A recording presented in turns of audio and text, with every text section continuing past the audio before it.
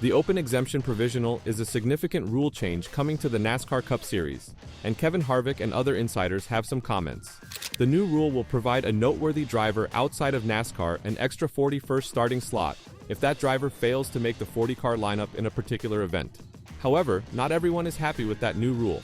Helio Castroneves has the Daytona 500 Provisional. Trackhouse Racing requested it months before the event and was given an exemption. If Helio does not qualify on speed or racing in the duels, he will be allocated an extra spot in the race. However, he will forfeit all points and reward money. Kevin Harvick is one of the most vociferous opponents of the new regulation. He claims the regulation contains an overlooked weakness. The rule is directed against non-full-time NASCAR drivers, preferably those from outside of NASCAR totally. It is not intended to serve as the champion's provisional. So, if Jimmie Johnson and Martin Truex Jr. chose to apply for the provisional, they would not be given an advantage over Castroneves. That's the thing I don't like about this rule, Kevin Harvick said on his Happy Hour podcast. I think it caught a lot of people off guard. I love the intent and I love the fact that it's going to attract people from other forms of racing. But I wouldn't like the fact that it left out our own. We've gone back and we've figured all these things out with all the guys that kind of had a bad taste in their mouth with how they've been treated the last couple of years. Should former NASCAR champions be considered for the provisional? Kevin Harvick thinks they should. Perhaps he hopes to get one of these provisionals in the future. While NASCAR has made more of an effort to reach out to former drivers in recent years, more work remains to be done. Make these drivers feel welcome to return to the sport. Are you telling me Carl Edwards won't obtain one of these provisionals? If he wants to race in Martinsville or the Coke 600, would NASCAR say no? I just don't know. I get that we're trying to expose it to the world, but sometimes I feel like the flaw in some of the things that we do, we forget about our own, he said. Kevin Harvick has been involved in the sport for several years. He is in a unique position as a recently retired driver. Harvick understands the issues and worries that both current and retiring drivers face. NASCAR should take his words seriously. The open exemption provision is contentious. Just wait to see if and when it is used. Hopefully, Helio Castroneves won't need to use it and will win the Daytona 500 on merit and speed. So, the 2025 NASCAR Cup Series season is almost here. At the Daytona 500, we'll witness a new rule in play. And more people chimed in on Harvick's brutal comments. Is it just a NASCAR ploy to receive better ratings and more viewers? Jeff Gluck and Jordan Bianchi of The Athletic, two motorsports journalists, weigh in on the new rule. Earlier this year, the two discussed it on the Teardown podcast. I really see both sides of this, Bianchi started. When I first heard this, I was like, really? Is this really necessary? And I immediately thought of Fernando Alonso at the Indianapolis 500 and what that meant, and how the drama surrounding that. Of this Formula One champion coming over, trying to qualify for this race, and he didn't do it. It was this huge storyline. It put a lot of attention, and it made IndyCar look better. Because here's Fernando Alonso, coming over, and he failed to qualify. It's like, whoa, this isn't easy. This isn't just turning left and mashing the gas. I understand the thinking, and I don't like the fact, if it does happen, I think it's going to be weird that Castroneves is in the Daytona 500, and theoretically both Truex and Jimmie Johnson could miss the Daytona 500 this year. That's a weird thing. Gluck isn't really enthused about it. It just doesn't seem essential to create a regulation for only one race in the season. So, first of all, building on the point that you just made there, I looked up and literally since qualifying returned after the pandemic, the only race that anybody has been sent home from is the Daytona 500, as you mentioned.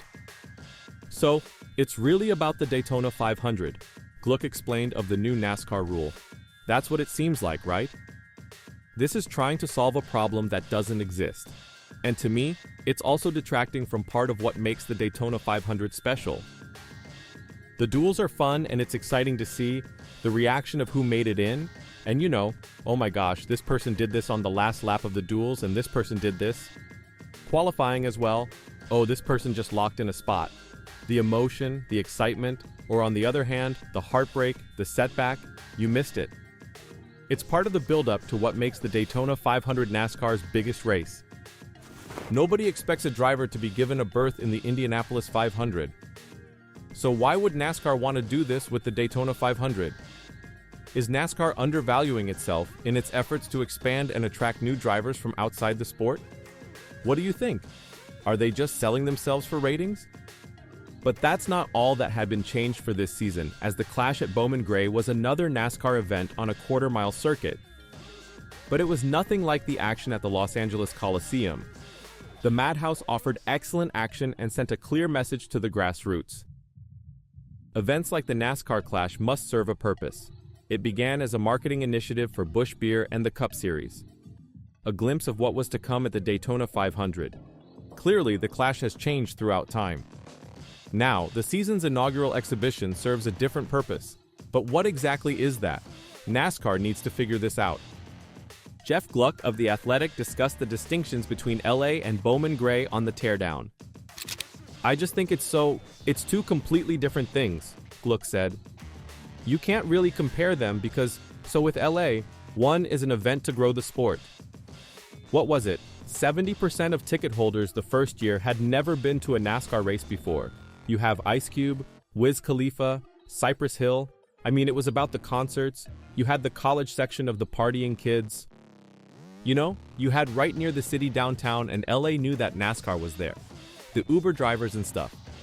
It really was about getting into the city. It was an event, new fans, all that stuff. This was like sort of the opposite, right? That was meant to grow the sport. This is not growing the sport. This is getting back to the roots of the sport. There couldn't be greater variances, not in the tracks themselves, but in the aim of each event. The Los Angeles Coliseum was all about the new fans, as Gluck stated. It was unlikely that lifelong admirers from the South would go to the West Coast. However, people who had never seen a Cup Series race before were introduced to the sport in Los Angeles. Bowman Gray was a firm believer in tradition. Go in and make permanent adjustments to the track. Give back to NASCAR's longest-running weekly series track and the fans who helped make it all happen. In the future, NASCAR must refine what the Clash will be. Is it for the grassroots? If so, what exactly is the All-Star race at North Wilkesboro? Or is it to expand the sport and attract new fans? If this is the case, then traveling to large cities or even internationally may be in the future. The NASCAR Clash has a promising future ahead of it. After demonstrating their ability to create a track anyplace or upgrade an existing track, the sky's the limit. What do you think? Does it need more changes? Or is it good to go back to their roots? Let me know your thoughts in the comments down below.